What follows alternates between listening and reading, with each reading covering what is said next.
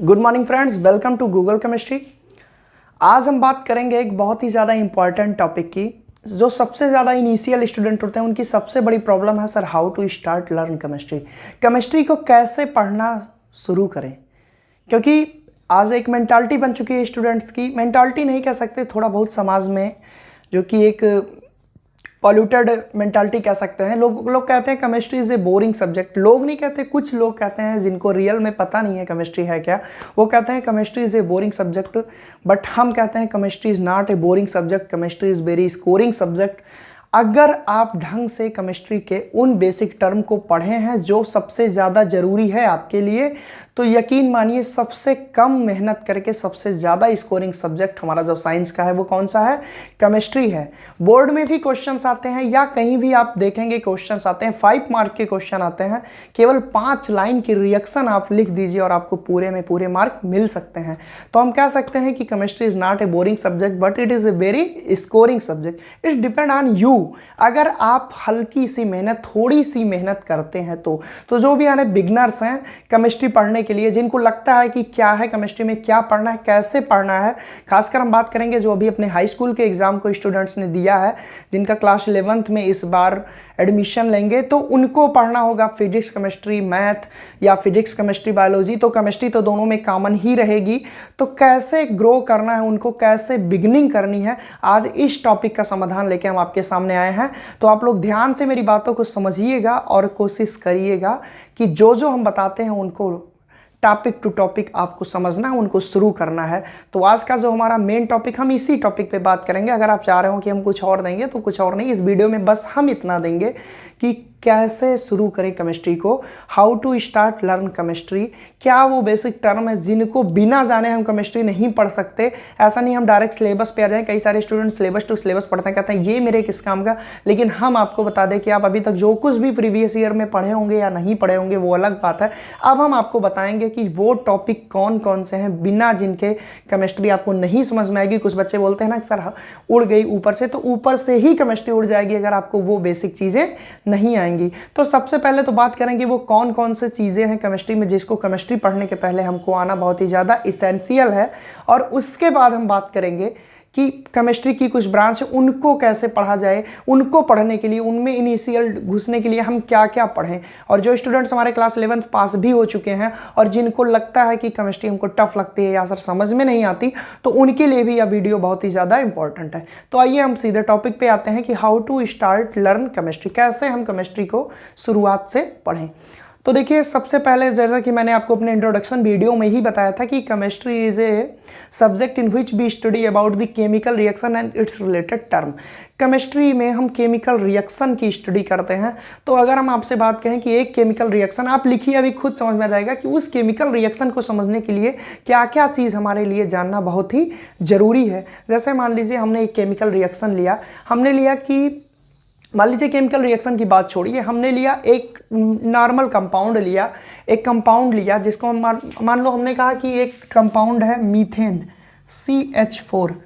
अब ऐसे वर्ड अगर आपको मिलते हैं तो आप कहेंगे, आप देखते ही कह जाएंगे ये तो केमिस्ट्री का टॉपिक है या केमिस्ट्री का टर्म है। तो यार केमिस्ट्री का टर्म तो है, ठीक है, लेकिन इसको पढ़ने के लिए हमको क्या क्या चीज़ बहुत ही बेसिक रिक्वायरमेंट है जानना। सबसे पहली चीज़ जो है, जब तक हम पहचानेंगे नहीं कि ये क्या है ये क्या है, तब तक हम केमिस्ट्री में कुछ नहीं कर सकते। तो जो हमारे स्टूडेंट्स हाई स्कूल का पेपर दिए हैं या 11th में गए हैं या जो भी केमिस्ट्री को आज से स्टार्ट करना चाहते हैं, तो उनके लिए मैं बता दूं कि जब तक आप एलिमेंट का आइडेंटिफिकेशन नहीं कर पाएंगे तब तक आप केमिस्ट्री में कुछ भी नहीं कर सकते। तो सबसे पहले आपको पढ़ने की क्या ज़रूरत है, मैं सबसे पहले कहूँगा कि आप जाइए और क्लास 10th में आपने पढ़ा होगा पीरियोडिक प्रॉपर्टी वाला चैप्टर।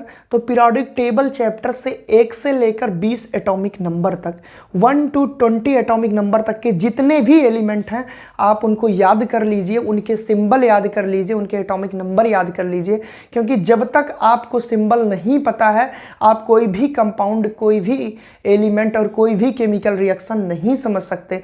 तो सबसे पहले आपको क्या करना है कि जो भी स्टूडेंट केमिस्ट्री की शुरुआत करना चाहते हैं वो 1 to 20 या 30 तक एलिमेंट के नाम, उनके सिंबल और उनके एटॉमिक नंबर याद कर ले, जो कि आपको क्लास 10th NCERT में मिल जाएगा।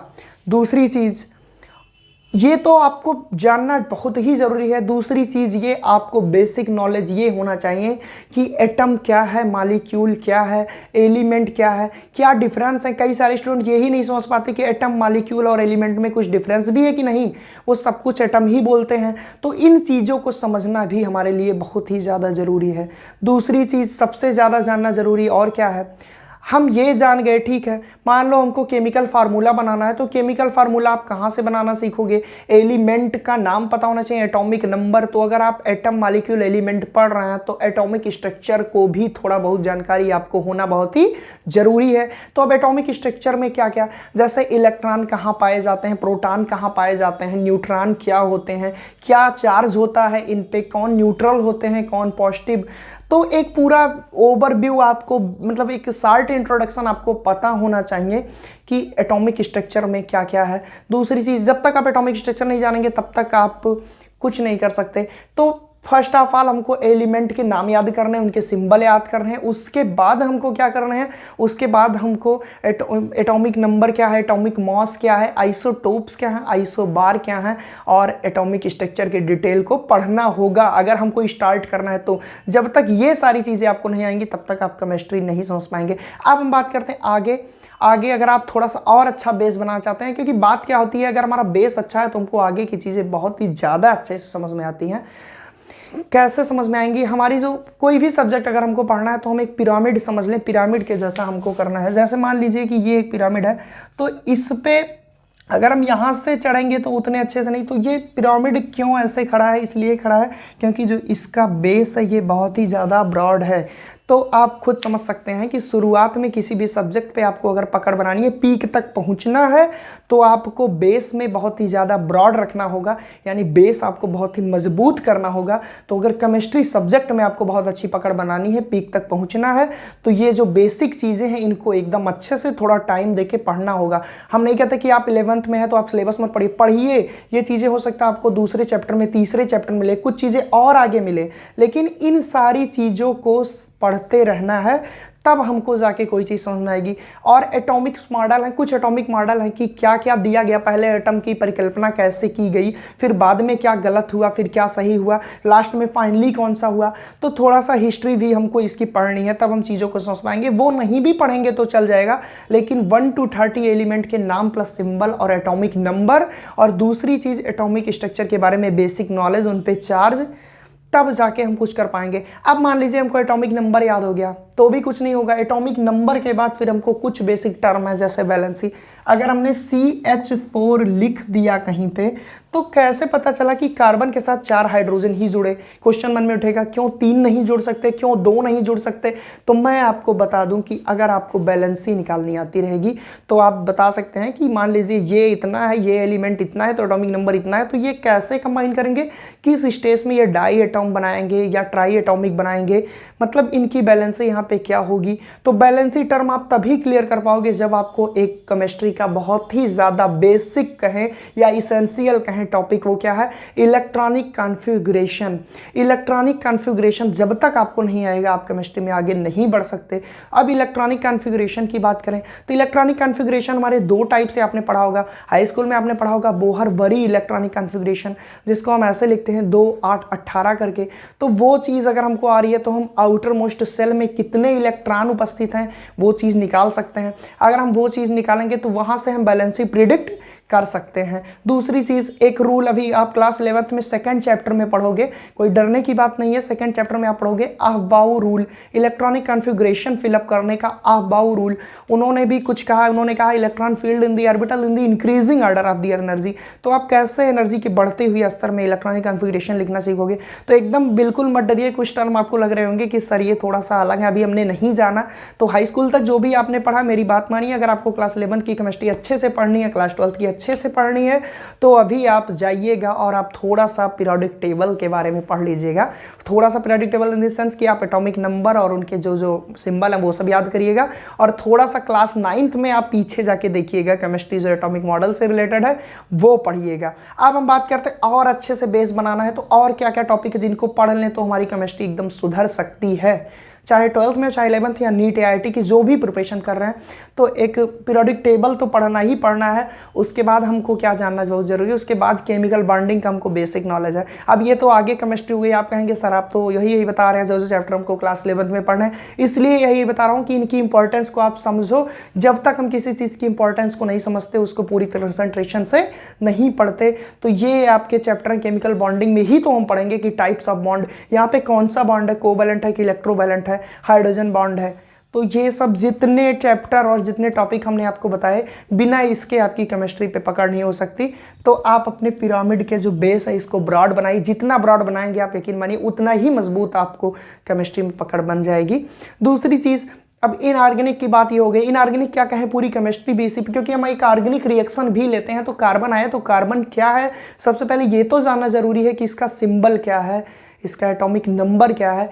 तो अब हम बात करते हैं ऑर्गेनिक केमिस्ट्री की। स्टूडेंट इसमें तो बहुत ही ज़्यादा परेशान रहते हैं। कुछ लोग तो कहते हैं सर 12th में इतनी ज़्यादा रिएक्शन, हेलो एल्केन और ये फिनाल एल्कोहल, इतनी नेम रिएक्शन कैसे याद किया जाए। तो आपको दिक्कत तो होगी, सीधी सी बात है, क्योंकि आप रट रहे हैं। तो केमिस्ट्री को रटना नहीं है, केमिस्ट्री को समझना है, और थोड़ी सी मेहनत आपको बहुत ही ज़्यादा इंटरेस्ट पैदा कर देगी, मेरा विश्वास मानिए। और हाँ, दूसरी चीज़, आप लोग सोच रहे होंगे हम इतना कुछ बता रहे हैं, ये आपको मैटर कहाँ मिलेगा, तो आप बिल्कुल मत घबराइए। इस वीडियो के बाद मैं इसीलिए हाउ टू लर्न डाला कि इसको देखने के बाद आप मेरे यूट्यूब चैनल पे बने रहिएगा। मैं आपको जितने भी बेसिक टर्म हैं उनको डीप तक समझाऊंगा और आपको कॉन्सेप्ट एकदम अच्छे से समझाऊंगा। और यकीन मानिए कि जब तक आप अपने बेस को नहीं मजबूत करेंगे, आप केमिस्ट्री नहीं पढ़ सकते। तो आपको मैं ये टॉपिक धीरे धीरे आपको नेक्स्ट वीडियो में देते रहूँगा।